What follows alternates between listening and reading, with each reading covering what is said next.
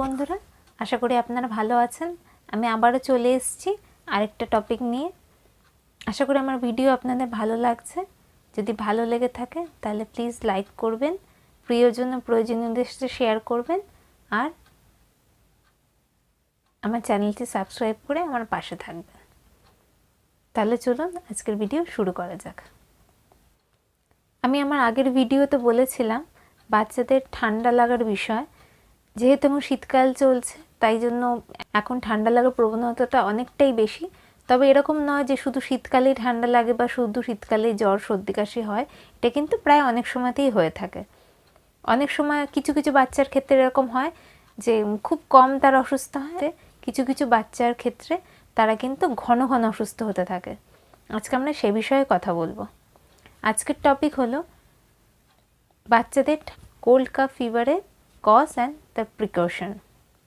অর্থাৎ বাচ্চাদের যে জ্বর সর্দি কাশি হয় তার কারণ এবং কিভাবে তার প্রিকশন নিতে পারি সে বিষয়ে আজকে কথা বলবো। আমি অনেক বাচ্চাদেরই দেখেছি এবং শুনেওছি তারা প্রায়শই ভুগতে থাকে। দুদিন বাদে বাদে তাদের অসুস্থ হয়ে যায়, কখনো হোম রেমেডিস করে হয় ঠিক হয়ে যায়, বা বেশিরভাগ সময় না ডাক্তার কাছে যেতে হয়। কেন বাচ্চা বারবার অসুস্থ হচ্ছে, কেন তাকে বারবার মেডিসিন দিতে হচ্ছে, বাচ্চার যে কেন বারবার জ্বর হচ্ছে, অনেক সময় আমরা সেটা মূল থেকে কারণটা বুঝতে পারি না, কারণটা জানার চেষ্টাই করি না। তারা অসুস্থ হচ্ছে, তাকে ওষুধ দিলাম বা রেমেডিস করলাম, সে ঠিক হয়ে গেল, কিন্তু আমরা এটা ভেবে দেখি না যে কেন সে বারবার অসুস্থ হচ্ছে, তার পিছনে কারণটা কী। কারণ না জানলে কিন্তু প্রতিকার করা খুব মুশকিল। তাই খোঁজার চেষ্টা করুন বাচ্চার অসুস্থ হওয়ার কারণটা কী। ভিডিওটি শেষ অবধি দেখার অনুরোধ রইল। ভিডিওটি ভালো লাগে তাহলে লাইক করবেন, আপনার ফ্রেন্ডস এবং ফ্যামিলির মধ্যে শেয়ার করবেন এবং আমার চ্যানেলটি সাবস্ক্রাইব করে রাখবেন পরবর্তী ভিডিও দেখার জন্য, সাথে আমাকে উৎসাহিত করার জন্য। তাহলে চলুন শুরু করি। যেমন আমি একটু আগেই বললাম, বাচ্চা কেন অসুস্থ হচ্ছে আমাদের কিন্তু কারণটা জানা খুব দরকার, সেটা মাইনর হোক বা মেজর হোক। কারণ না জানলে কিন্তু সেটা বারবার ফিরেও আসতে পারে এবং বাচ্চাকে পুরোপুরি সুস্থ রাখা বা পরবর্তী যাতে সে আবার অসুস্থ না হয় সেটার জন্য কিন্তু তার কারণটা মূল থেকে নির্মূল করতে হবে। তাহলে দেখে নিই কী কী কারণে সাধারণত বাচ্চাদের সর্দি কাশি জ্বর হয়ে থাকে। প্রথম কারণ, যেটা খুবই কমন জিনিস, সেটা হলো বাচ্চাদের ঘাম হওয়া। বাচ্চারা কিন্তু আমাদের তুলনায় তাদের ঘামটা অনেকটাই বেশি হয়। আমার নিজের বেবি, সে কিন্তু শীতকালেও ঘামতে থাকে। ইভেন আমার দেখা আশেপাশে অনেক বাচ্চাদেরই আমি দেখেছি তাদের কিন্তু আমাদের তুলনায় গরমটা বেশি লাগে, ঘামটা বেশি হয়। আমরা আমাদের মতো তাকে ট্রিট করতে থাকি, আমাদের থেকে তাদের গরম লাগার প্রবণতাটা কিন্তু অনেকটাই বেশি। গরমকালে তো ঘাম হয়েই থাকে, ইভেন শীতকালে অনেক সময় ওভার ক্লদিংয়ের জন্য বেশি বেশি জামা কাপড় পরিয়ে দেওয়ার জন্য বাচ্চা কিন্তু ভেতর ভেতর ঘামতে থাকে। আমরা হয়তো খেয়াল করলাম না, তার ঘামটা কিন্তু শরীরেই বসে গেল। এইভাবে ঘাম বসতে বসতেও কিন্তু বাচ্চার শরীর খারাপ হয়ে যায়, তার ঠান্ডা লেগে যায় এবং জ্বরও আসতে পারে। তাই দেখুন সে ঘামছে কিনা। যদি ঘেমে যায় তাকে বাচ্চাকে হালকা জামা পরান এবং ঘামটা মুছে দিন, বারবার করে চেক করতে থাকুন। নেক্সট কারণ কেউ ভীষণই কমন, অতিরিক্ত জল ঘাটার কারণে। বারবার জলের সংস্পর্শে আসার কারণে কিন্তু ঠান্ডা লাগা বা জ্বর হতে পারে। জলের সাথে খেলতে সব বাচ্চাই খুব পছন্দ করে, বেশিক্ষণ সব জল দেখলেই সেটার সাথে খেলতে যাওয়া বা খেলতে গিয়ে বারবার জামা কাপড় ভিজে যাওয়া, স্নান করতে গেলে বাথরুম থেকে বেরোতে চায় না, জল ঘাটার সুযোগ পেলে কোনো বাচ্চাই ছাড়তে চায় না। ওই অতিরিক্ত জল ঘাটার কারণেও কিন্তু ঠান্ডা সর্দি কাশি জ্বর হয়ে থাকে। তাই জন্য চেষ্টা করুন যতটা সম্ভব জলের সাথে অবশ্যই বাচ্চাকে খেলতে দিন, কিন্তু একটা লিমিট রেখে। অতিরিক্ত জলের সংস্পর্শে আসতে দেবেন না। হলো স্টমাক ইনফেকশন বা পেটের সমস্যা, হজমের সমস্যা বা গ্যাস অম্বলের সমস্যা, এগুলো থেকেও কিন্তু অনেক সময় জ্বর এসে যায়। অনেক সময় পেটে ইনফেকশনের কারণেও কিন্তু জ্বর হয়। যদি বাচ্চার হজমের সমস্যা থাকে তাহলে কিন্তু জ্বরটা আসে। তাহলে যদি সে কারণটা সেটা হয়ে থাকে তাহলে তার হজম শক্তি বাড়ানোর চেষ্টা করুন, তাকে সেরকমই খাবার দিন এবং ডাক্তারের সাথে কথা বলে তার পরামর্শ অনুযায়ী চলুন। নেক্সট হলো লো ইমিউনিটি। কিছু কিছু বাচ্চার ক্ষেত্রে ইমিউনিটি ভীষণ লো থাকে, 10 থেকে 20 হলেই বলা যায় ঠান্ডা শরীর খারাপ হয়ে যায়। যদি আপনার বাচ্চার সাথে সেরকম সমস্যা থাকে তাহলে তার ইমিউনিটি বিল্ড আপ করার চেষ্টা করুন, তার ইমিউনিটি বুস্ট করার চেষ্টা করুন, তাকে হেলদি খাবার দিন, এরকম খাবার দিন যাতে তার ইমিউনিটি বাড়বে এবং তাকে সূর্যের আলো গায়ে রাখতে দিন। চেষ্টা করুন যতভাবে সম্ভব আপনি তাকে ইমিউনিটি বাড়ানোর চেষ্টা করুন, ভিতর থেকে এবং বাইরে থেকেও। প্রয়োজন বললে আপনি ডাক্তারের সাথে কথা বলুন। এর পরবর্তী কারণ, সেটাও খুব কমন, অন্য কারোর ঠান্ডা লেগে থাকলে বা সর্দি কাশি থাকলে তার কাছাকাছি আসলে কিন্তু বাচ্চাদের খুব সহজেই ঠান্ডা লেগে যায়। আমরা অনেকেই হয়তো জানি না এই সর্দি কাশিটা কিন্তু যথেষ্ট ছোঁয়াচে, বা বলা যায় একজনের থেকে আরেকজনের খুব সহজেই চলে যায়। বাচ্চাদের যেহেতু বড়দের তুলনায় ইমিউনিটি পাওয়ারটা অনেক লো থাকে, তারা কিন্তু এরকম ইনফেক্টেড কোনো পার্সনের সংস্পর্শে আসলে তাদের ঠান্ডা লাগার চান্সটা অনেকটা বেড়ে যায়। তাই যদি আপনার আশেপাশে এরকম কেউ থাকে তাহলে তার থেকে বাচ্চাকে দূরে রাখার চেষ্টা করুন, এবং তাকেও বলুন এটা ছোট বাচ্চাটার জন্য অসুবিধাজনক, তাকেও বোঝানোর চেষ্টা করুন। এগুলোই মোটামুটি বাচ্চাদের সর্দি কাশি জ্বরের খুব কমন কারণ হয়। শুধুমাত্র এই কারণেই যে জ্বর আসে বা ঠান্ডা সর্দি হয় সেটা কিন্তু নয়, কিন্তু এটা ভীষণ কমন কারণ, তাই আমি এগুলো বললাম। দেখলেন তো কারণগুলো কতটা সহজ এবং কতটা কমন, কিন্তু আমাদের অনেক সময় আমাদের মাথাতে এগুলো আসেই না। তাই এই সামান্য জিনিসগুলো, ছোট ছোট জিনিসগুলো মাথায় রাখুন, এতেই দেখবেন অর্ধেক সমস্যার সমাধান হয়ে গেছে। তাই অনেক সময় কারণটা খুঁজে বার করাই কিন্তু সব কিছু সহজ সমাধান। আপনি কারণটা খুঁজে বার করুন, তাহলে আপনার বাচ্চাকে সুস্থ রাখাটা অনেক সহজ হয়ে যাবে। এবার বলি, আপনি কারণটা দেখলেন, এবার যখনই আপনার মনে হবে যে বাচ্চা অন্য দিনের তুলনায় একটু 19-20 রয়েছে, অন্য দিনের তুলনায় তার মধ্যে একটু অস্বস্তি রয়েছে, বা ঠান্ডা লাগা শুরু হচ্ছে, এখনও পুরোপুরি লাগেনি, তাহলে সেটা বাড়তে না দিয়ে তৎক্ষণাৎ আপনি প্রিকশন নিতে পারেন, বা তৎক্ষণাৎ আপনি স্টেপ নিন যাতে সেটা বাড়তে না পারে। শুরু থেকেই যদি আপনি চেষ্টা করুন তাহলে অনেক সময় হয়ে যায় যে ওষুধ দেওয়ার প্রয়োজনই পড়ে না। আপনি যদি শুরু থেকে চেষ্টা করুন তাহলে সেটা বাড়াবাড়ি পর্যায়ে না পৌঁছানোর আগেই কিন্তু আপনি সুস্থ করে দিতে পারবেন। তাহলে দেখে নিই আমরা কী করে প্রিকশনগুলো নিতে পারি।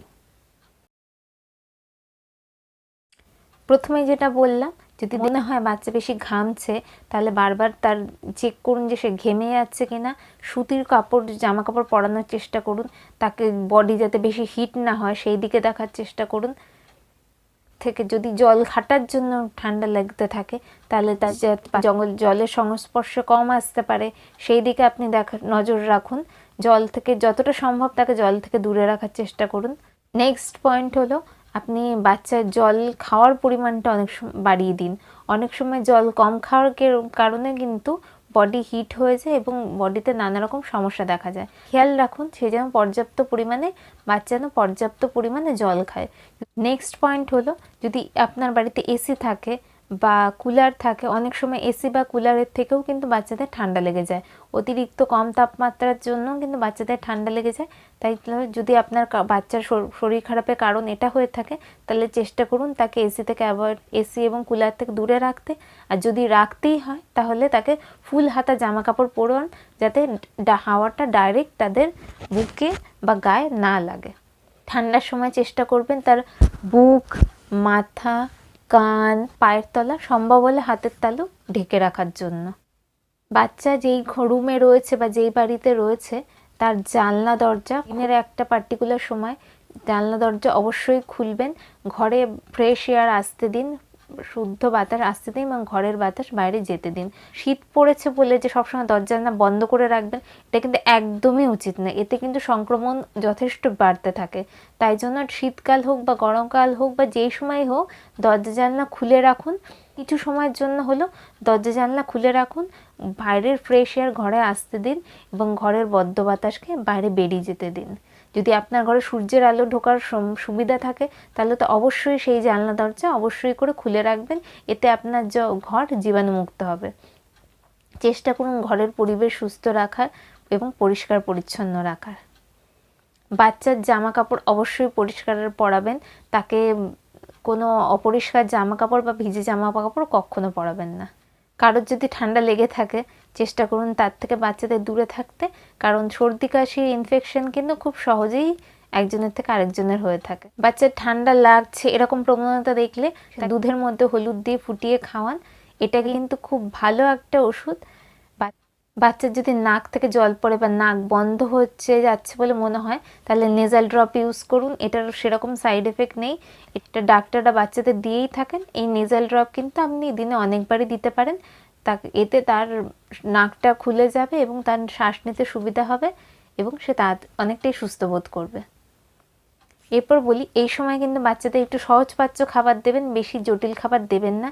এমনিতেই ছোট বাচ্চাদের একটু সহজপাচ্য খাবারই দেওয়া উচিত। আর ঠান্ডা লাগলে বা শরীর খারাপ থাকলে তার হজম শক্তিটা অনেকটা কমে যায়, সেক্ষেত্রে কিন্তু খাবারটা আরও বেশি সহজপাচ্য দিতে হবে। চেষ্টা করুন স্যুপ বা লিকুইড জাতীয় খাবার যতটা বেশি পারবেন সেটাই দিতে, এটা তার খেতেও সুবিধা হবে এবং তার জন্য ইমিউনিটি পাওয়ারও বাড়াবে।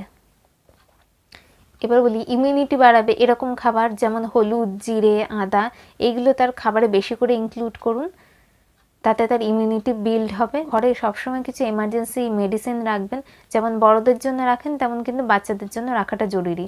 অবশ্যই আপনি নিজে নিজে ডাক্তারি করবেন না বা কারোর থেকে শুনে করবেন না। আপনি যে ডাক্তারকে দেখান সেই ডাক্তারের প্রেসক্রাইব করা ওষুধ, কিছু সাধারণ ওষুধ যেমন জ্বর, সর্দি, নেজাল ড্রপ, টুকটাক কিছু এমার্জেন্সি ওষুধ লাগুক না লাগুক আপনার হাতের কাছে রাখবেন, যাতে সবসময় আপনাকে ডাক্তারের কাছে না ছুটতে হয়। সময় বাচ্চাকে ম্যাসাজ করুন। বাচ্চাকে এমনিতেই রোজ দিন ম্যাসাজ করা উচিত। যদি আপনার মনে হয় যে আপনার বাচ্চা ঠান্ডা লেগে যাচ্ছে, তাহলে আপনি রাতেও আরেকবার তেল দিয়ে ম্যাসাজ করতে পারেন, এতে তার খুবই উপকার হবে। বাচ্চাদের জন্য ভিক্স ভেপোরাব পাওয়া যায়। আমি কিন্তু আমার বেবির জন্য সেটা অ্যাপ্লাই করি, তবে আমি করি বলেই যে আপনাকে করতে হবে এরকম কোনো ব্যাপার নেই। আমি করে ভালো রেজাল্ট পেয়েছি, তাই আপনাদের বলছি। বেবি ভেপোরাব অবশ্যই বড়দেরটা নয়, সেটা আপনি বাচ্চা শোয়ার সময় তার পায়ের তালু এবং বুকে অল্প করে একটু মালিশ করে দিন, এতে কিন্তু অনেকটাই আরাম পাওয়া যায়। তবে আবার অ্যাপ্লাই করার পর যদি আপনার বাচ্চার মধ্যে কোনো র্যাশ দেখা যায় বা তার অস্বস্তি শুরু হয়, তাহলে কিন্তু একদমই করবেন না। তাহলে এইগুলোই হলো পয়েন্ট, যেভাবে আপনি প্রিকশন নিতে পারেন বা আপনার বাচ্চাকে ঠান্ডা লাগা শুরু হলে তাকে তাড়াতাড়ি ব্যবস্থা নিয়ে তাকে ঠান্ডা লাগতেই দেবেন না বা শুরুতেই কিওর করবেন। আবার বলছি, নিজে নিজে ডাক্তারি করবেন না, নিজে নিজে কোনো ওষুধ না জেনে কোনো ওষুধ খাওয়াবেন না। যতটা পারবেন ওষুধ অ্যাভয়েড করার চেষ্টা করুন, আর যদি ওষুধ খাওয়াতেই হয় তাহলে ডাক্তার প্রেসক্রাইব করা ওষুধই খাওয়াবেন। আমি আর বলি কিছু পয়েন্ট যাতে আপনাকে ডাক্তার কাছে যেতেই হবে। যদি বাচ্চার জ্বর 103-এর বেশি পৌঁছে যায় তাহলে অবশ্যই দেরি না করে ডাক্তার কাছে যান। যদি বাচ্চার জ্বর 3 দিনের বেশি, 3 দিনেও না কমে, তাহলে ডাক্তার কাছে যান। যদি বাচ্চা খুব কাশি, তাহলে ডাক্তারের কাছে যান। যদি তার নাক জল পড়াটা ঘন হয়ে গিয়ে নাক বন্ধ হয়ে যায়, বুক থেকে ঘড়ঘড়, ঘুমানোর সময় একটা ঘড়ঘড় আওয়াজ শুনতে পান, তাহলে দেরি না করে ডাক্তারের কাছে যান। যদি বাচ্চা বমি করে বা একদমই খাওয়া বন্ধ হয়ে যায়, ডাক্তারের কাছে যান। যদি বাচ্চা ইনঅ্যাক্টিভ হয়ে যায়, নিস্তেজ হয়ে পড়ে, তাহলে নির্দ্বিধায় ডাক্তারের কাছে যান। তাহলে এই হলো আমার কিছু তথ্য। এভাবে আপনারা কারণটা খুঁজে বার করুন, আপনার বাচ্চাকে সুস্থ রাখুন, আপনিও সুস্থ থাকুন। করে আপনাদের কিছু সুবিধা করতে পেরেছি। তাহলে আজকের ভিডিও এখানেই শেষ করলাম। যদি ভিডিওটি ভালো লাগে তাহলে লাইক করবেন, শেয়ার করবেন এবং আমার পরবর্তী ভিডিও দেখার জন্য আমার চ্যানেলটি সাবস্ক্রাইব করে রাখবেন। অসংখ্য ধন্যবাদ।